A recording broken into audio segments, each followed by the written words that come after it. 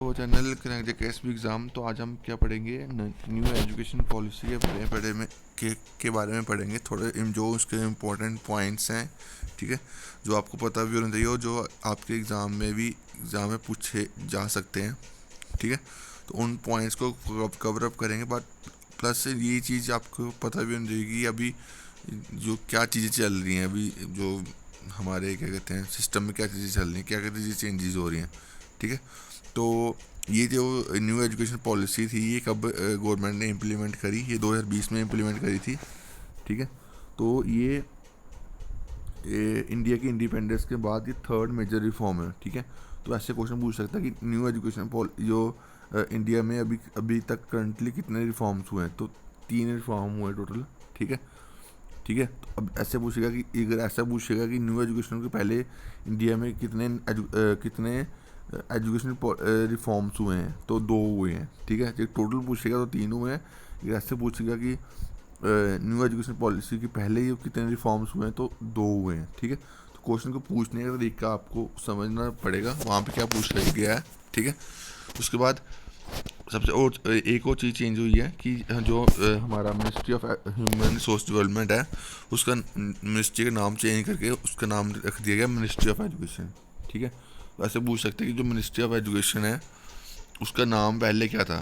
ये आपको याद रखना, ministry of human resource and development, ठीक है, ठीक है। उसके बाद जो ये न्यू एजुकेशन पॉलिसी बनी, इसके कमेटी के मेंबर कौन थे, कमेटी का हेड कौन था, ठीक है। तो आपको याद रखना कि एक कस्तूरी रंगन इसके हेड थे, ठीक है, ठीक है। उसके बाद इसमें क्या क्या चीज़ें चेंज आई हैं, ठीक है।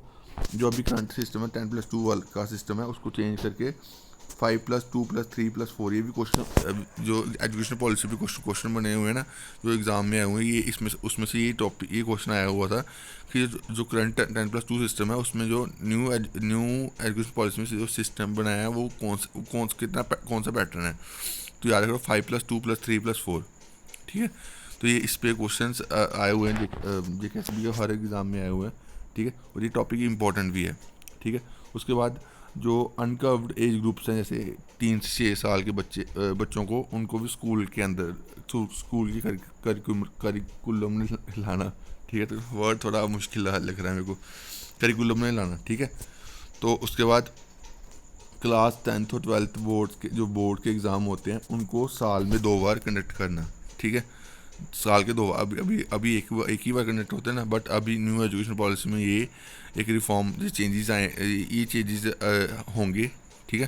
तो ये जो चीज़ें आपको पढ़ रही है, ये चेंजेस होंगे। अभी अभी शायद JNK में भी इम्प्लीमेंट हो चुकी हुई है, ठीक है। तो JNK यूटी गवर्नमेंट ने ये इम्प्लीमेंट कर दी हुई है, ठीक है। उसके बाद वोकेशनल एजुकेशन कोर्सेज स्टार्ट होंगे कहाँ से? क्लास 6, ठीक है, क्लास 6 ऑनवर्ड्स, ठीक है।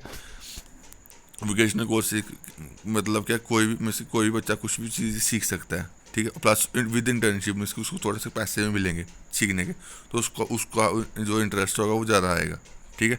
उसके बाद जो टीचिंग होगी, क्या कहते हैं, टीचिंग होगी 5th class up to 5th class तक, वो कौन सी लैंग्वेज में होगी? वो होगी मदर लैंग्वेज में, ठीक है। और कोई भी लैंग्वेज स्टूडेंट पे इम्पोज नहीं होगी, ठीक है। और वो स्टूडेंट की मर्जी है, वो कौन सी लैंग्वेज, जो भी लैंग्वेज पढ़ने आता है वो पढ़ सकता है, ठीक है। उसके बाद 2030 तक जो मिनिमम डिग्री क्वालिफिकेशन है, ठीक है, टीचिंग के लिए, वो इंटीग्रेट हो जाएगी, ठीक है, 4 ईयर BA डिग्री के साथ, यानी कि जिसने ग्रेजुएशन करी तो उसके साथ उसको ग्रेजुएशन के साथ ही बी एड की डिग्री उसको मिल जाएगी, ठीक है। उसके बाद gross enrolment ratio higher education में बढ़ाना 50% तक, ठीक है, 2035 तक। उसके बाद अभी 2035 में 3.5 करोड़ सीट्स और ऐड होंगी हायर एजुकेशन डिपार्टमेंट में, हर ऑल ओवर द स्टेट्स, ठीक है। उसके बाद higher education commission of India set up होगा, जो कि एक सिंगल बॉडी होगी सारे इंटायर एजुकेशन सिस्टम के लिए, ऑल ओवर द स्टेट्स, ठीक है, स्टेट्स एंड यूनियन टेरिटरीज, ठीक है। उसके बाद नेशनल असेसमेंट सेंटर बनेगा, ठीक है, इसका नाम क्या है? पारिक। ये भी क्वेश्चन पूछ सकता है कि नेशनल असेसमेंट सेंटर का नाम क्या रखा है, ठीक है। पर्क पर्क पर्क पर्क पारिक नहीं, पर्क, ठीक है, टू असेस द स्टूडेंट्स, ठीक है। उसके बाद अभी अभी जो गवर्नमेंट है वो कितना स्पेंड करती है अपनी एजुकेशन सिस्टम में, अभी करती है 4.6%, ठीक है, जीडीपी का, सॉरी 4.6% जीडीपी का, ठीक है। तो इसको बढ़ा के कितना कितना परसेंट करने आती है गवर्नमेंट, 6% जीडीपी का, ठीक है। क्योंकि आपको पता है कि कोई भी सेक्टर को डेवलप करना हो तो वहाँ पे फाइनेंशियल क्या कहते हैं, फाइनेंशियल की ज़रूरत होती है, ठीक है। तो अब जब गवर्नमेंट ज़्यादा स्पेंड करेगी इस पे एजुकेशन पे, तो ऑब्वियसली वहाँ पे उसका इंफ्रास्ट्रक्चर जो होगा वो अच्छा होगा, ठीक है। तो आई होप आपको ये जो इसमें एजुकेशन पॉलिसी में जो भी इंपॉर्टेंट चीज़ें थी वो मैंने बता दी।